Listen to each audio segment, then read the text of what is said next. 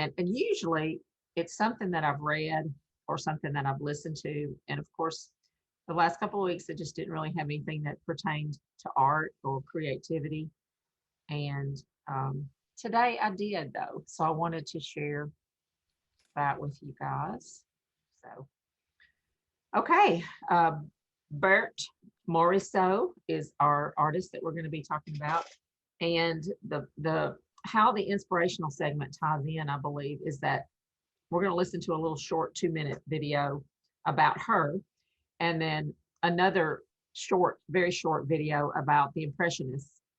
And, you know, what's the deal with the Impressionists? Why are people so drawn to Impressionistic paintings? They're not realistic, they're loose. And so with that in mind, one of the chapters that I read this morning out of a book I'm reading by Max Lucado, or some people say Lucado, he's a favorite author of mine, talks about brevity. And I felt like that was very timely for us at studying the Impressionists, because if you can say with few words, his little chapters in his books, with one reason I love him so much, are only usually 3 or 4 pages. They're quick little snippets that you can jump in anytime. And so this is out of a book called When God Whispers Your Name, but he talks about brevity, and I'll just skim through it. It's he talks about saluting one-liners, applauding the delete key and the eraser. And he said, I believe in brevity. Cut the fat and keep the fact. Give us words to chew on, not words to wade through. Thoughts that spark, not lines that drag. More periods, fewer commas. Distill it. Bare bone it. Bare knuckle it. Concise, but not cute. Clear, but not shallow. Vivid, but not detailed. That's good writing. That's good reading, but that's hard work. And, you know, I thought, you know, there's so much that's parallel for us as visual artists and writers. And Jackie's a writer and a musician and a visual artist. And you know, maybe some of you guys, I know we all do lots of different things, but it's the same in art, don't you think? Trying to cut away the unnecessary, trying not to work too hard, but it is hard work to just capture the essentials. And no That's more. why we're not cameras, right? Right, exactly. And we think we're supposed to be. And sometimes we're applauded for making things, oh, wow, that looks like a photo. As if, yeah, as if that were the goal of what we were going for. Well, if you want a photo, take a photo and frame that, which is beautiful. Photography is a whole nother art. A little more about what Max said here. He said it's what we like. We appreciate the chef who cuts the gristle before he serves the steak. We salute the communicator who does the same. The brevity often unheeded in insurance brochures and some assembly required bicycle manuals. And then he goes in to talk about we learn brevity from Jesus and how his greatest sermon was about 8 minutes long. But you know, taking it further, closer into what we're doing here and learning from the Impressionists was, I had been very involved in so many things. I had my hands, and you guys probably do too, because we're creatives. So we get our hands involved in so many pots. And one of the things I realized right off the bat was that I had been spinning my wheels in some areas. And one of those was my church. I'm very loyal and faithful. When I start something, I show up every week. I do it because I said I would do it. And I realized that I've been in this little church down the street. It's near me. I've been teaching women. I've been taking my grandkids. I've been doing that for 12 years. And before that, I was in a church that I grew up in for 45 years. So 2 churches my whole life. They helped me. It helps me to go and have my spiritual focus redirected. But I also realized that there were some things happening there that I did not agree with. And I was pulled out and set on the sidelines to look and watch the services on Facebook and look at it from an objective view and realize that that's not the same direction that I'm in right now, that I'm in a different season. So I think it's like that. I know it's like that in art, that we work. We're tunnel vision. We're dedicated. I'm going to finish this thing. If it kills me, I'm going to stay up till 2 o'clock in the morning.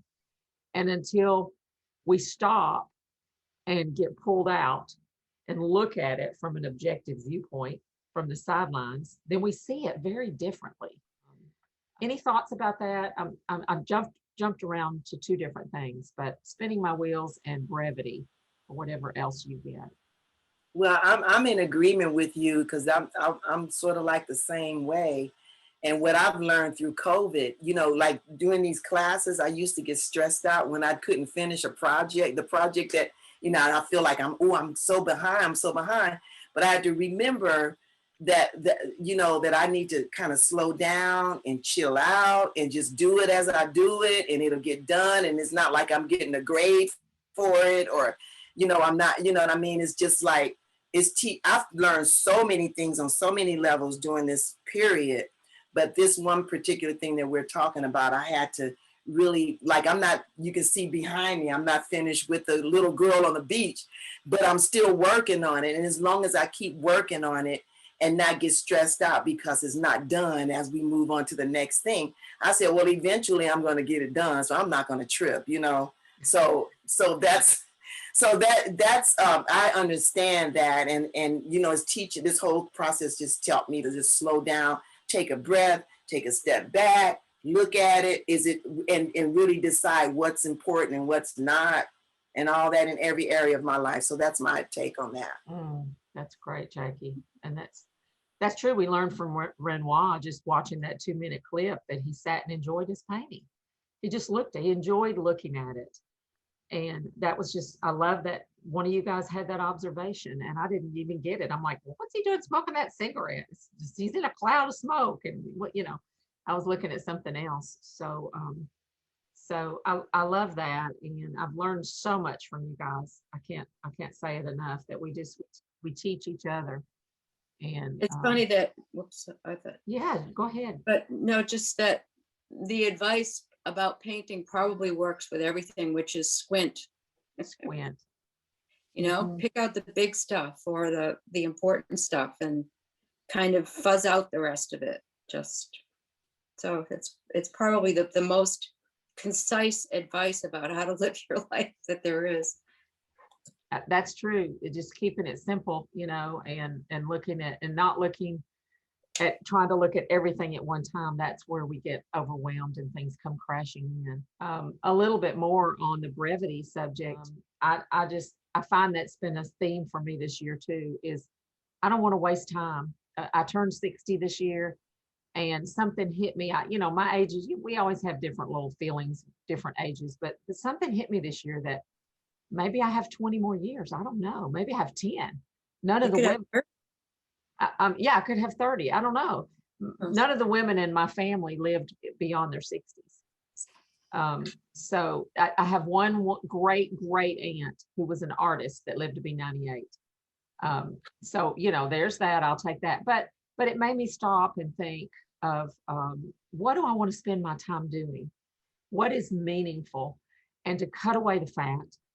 I even realized as I spent most of the day yesterday drawing, videoing, editing the video. My husband kept coming in here and looking at me like, what are you doing? Are you still in here? And I stopped several times through the day because I was enjoying what I was doing. But I was cutting away a lot of things in the video that aren't needed.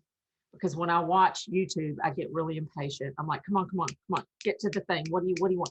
And all the uhs and the ums and the where I wasn't talking. And that takes a lot of time to do that.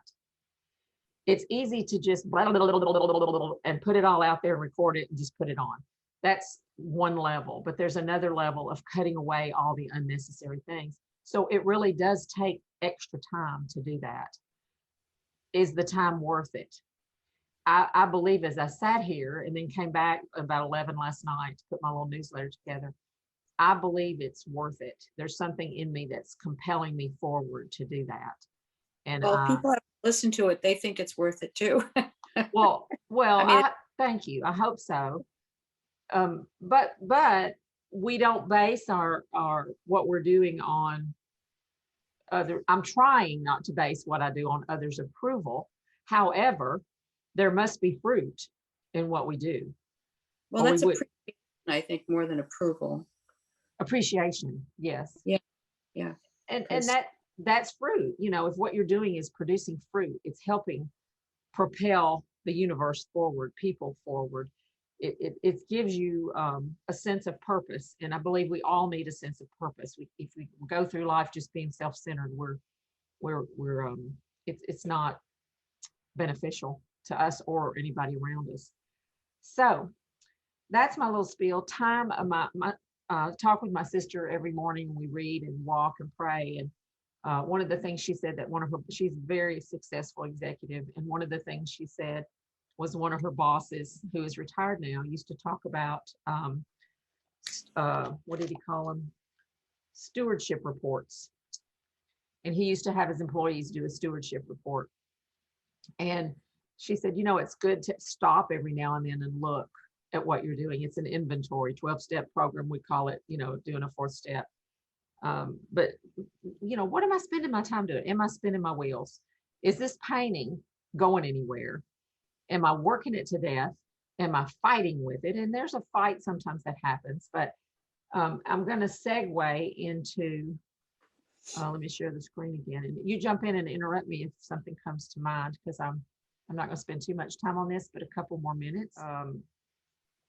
On Sundays, there's a program on Facebook with David Lafell and Sherry Mcgraw, 2 amazing painters. If you're not familiar with them, they do an interview and show work and talk and answer questions. He is of the old school, like some of my teachers, Daniel Green and Everett Kinsler and Richard Schmidt.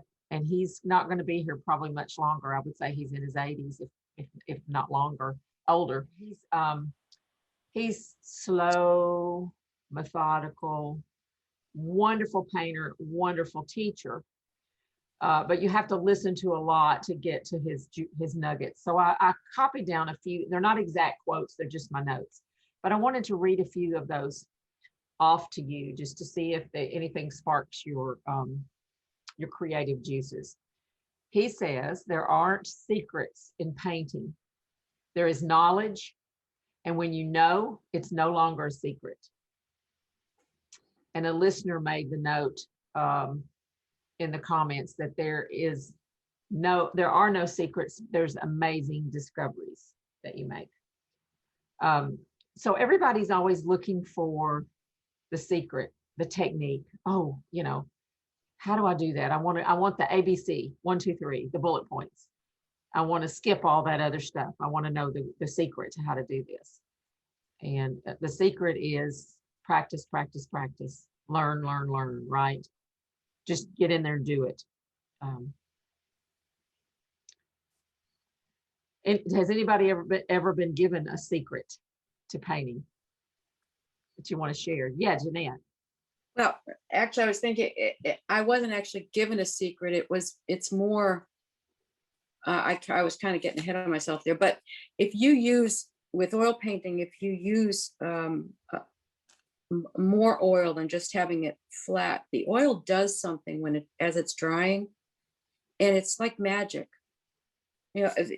Where you might have had grasses and they just look like lines, somehow when the oil dries, it looks like grass. It's just magic. And drying a painting as it dries has its own, I don't even know what you'd call it, magic. It's because things that I was not satisfied with, like waves, or when the paint dries, I think, wow, that looks really good. And that's just the paint. It's just the something paint. about oil paint. Watercolor can do sort of the same thing, but oil paint, I think, definitely does it. I don't know if that's true with acrylics. I haven't used them that much, but. Peach, did you have something? You had your. Watercolor does that too. Okay, you were going to say that.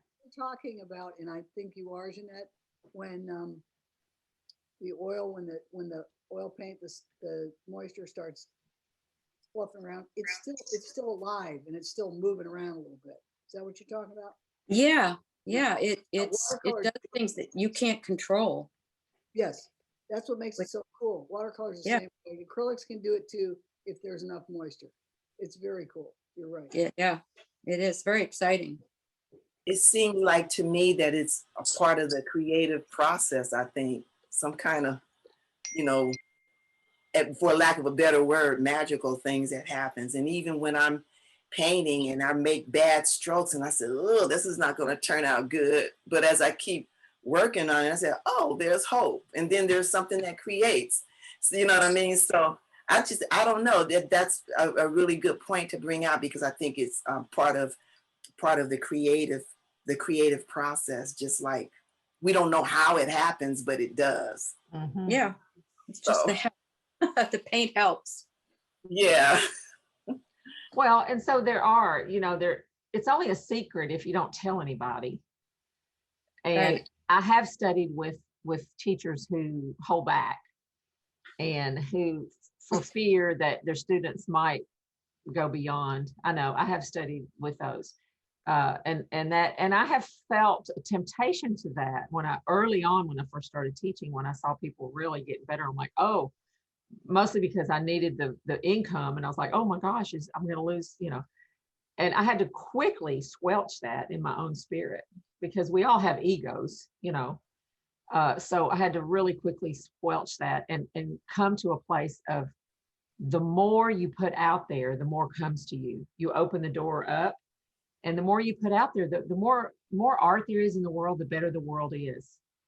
And nobody can do what you do. So that just totally releases all that ego stuff that is based on fear, that somehow somebody's going to take something away from you or get better than you. And so fear is never a good motivator. Only a good motivator if there is, a hot stove or a lion chasing you or something. Maybe that's the only time fear needs to be a motivator. It kind of, the third bullet point here is anxiety versus excitement. And he was kind of concise with some of his statements. I'm talking about David Lafell, to Tanisha and Amy. He really, as drab and slow speaking as he is, he really conveyed passion for what he does. And he said, when I start a painting, I just have this excitement bubbling in me that I cannot even describe. And I love what Helen Van Wyck used to say. Every time I sit down at the easel, it's a 50-50 chance of a mess or a masterpiece. And those are just kind of two levels of how people approach the easel and the canvas. But there is an excitement that, I just have in my mind how I want this to be, and I can't wait to do it. And then when you get to the middle, usually comes the anxiety and the letdown, and then just the stick-to-itiveness to push through onto the other side, to carry you through to the next stage. Any thoughts about that, or any experiences you have to help you get through the middle stage? I think it's true with everything. It's true with writing. It's true with, if you're working on a dissertation, or you get to the point where you're just sick of it and you don't want to look at it. You don't want to edit it again. You just want it done. And I think the same thing happens with painting. There's that point in the middle where you're just like, and then if you get past that, all of a sudden it's worth it. The light comes and you get out into a spacious place. Yeah. So writing, or I think it's just part of the creative process. I kind of used I understand you. I speak English, not. Okay. I used to get stuck at that point. I used to get stuck, but I've learned how to push through, and that's another part of this process of I'm telling you, COVID, or going through that whole year of learning yourself, knowing yourself. And I learned so many things on different levels, but that was one of the things that I used to get stuck. And so I still have a tendency to have a little remnant, a little bit of that stuckness, but I'm learning how to push through, I know stuckness. Does that make any sense? Yes. It's my own English way of saying stuff. It's Jackieisms. Jackieisms, yeah. But anyway, just wanted to share that.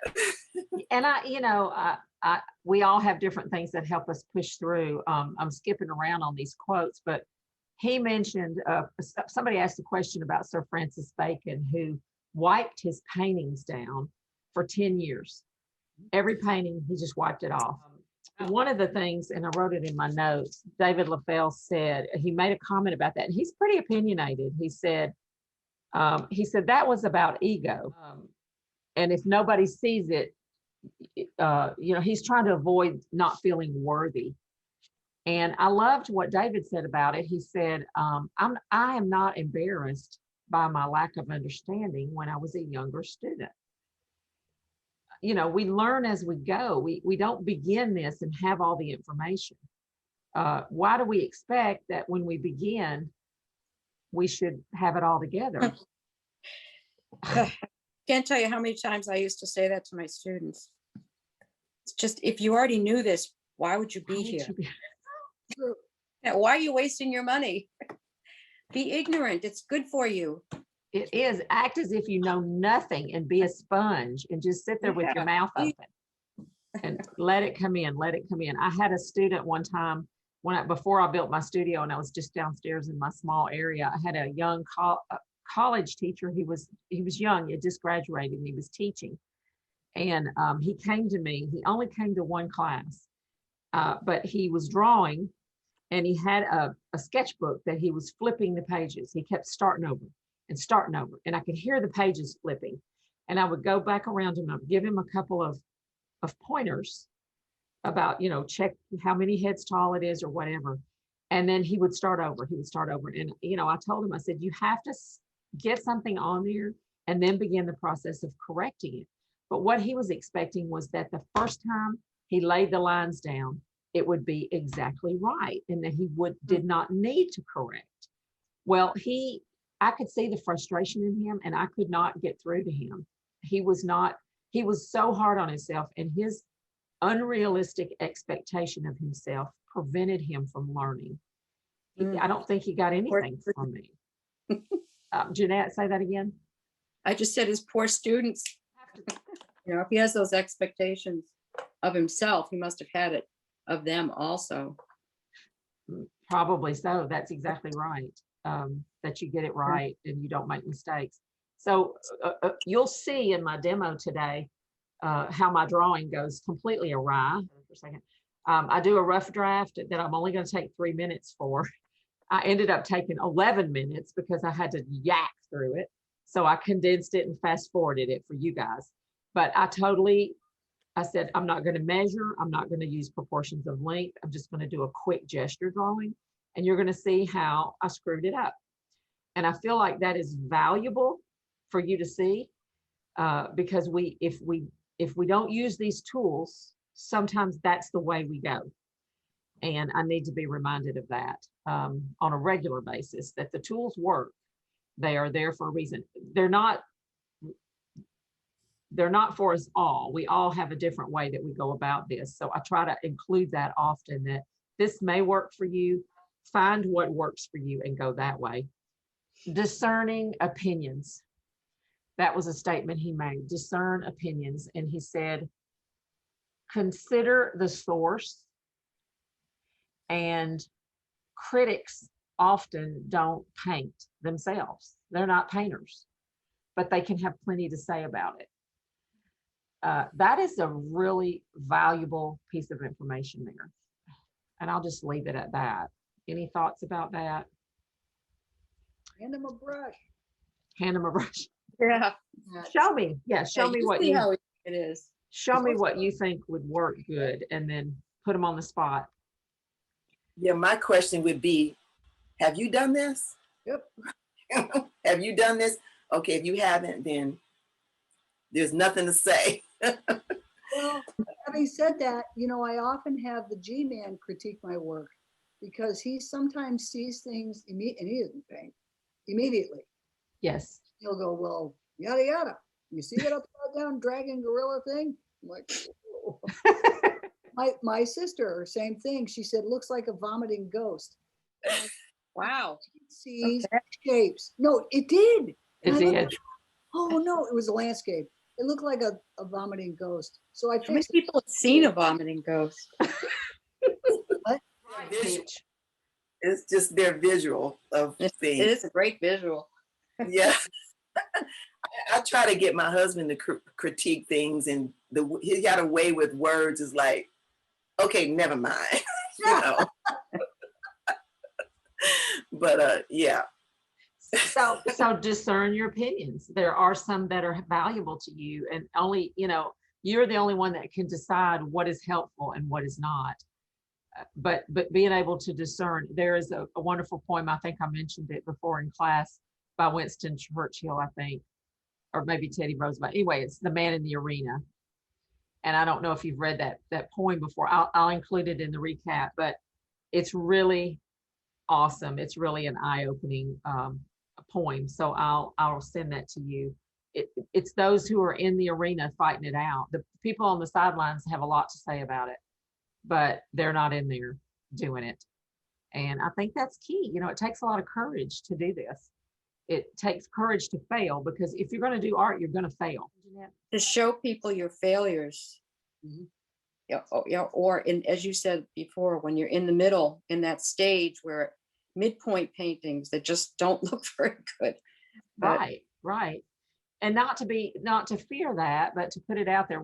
I love that about you, Peach. You put them all out there. You just, whatever you're doing, you put it out there, and you take critique. If you have somebody has something to tell you about it, you'll go, oh, yeah, maybe.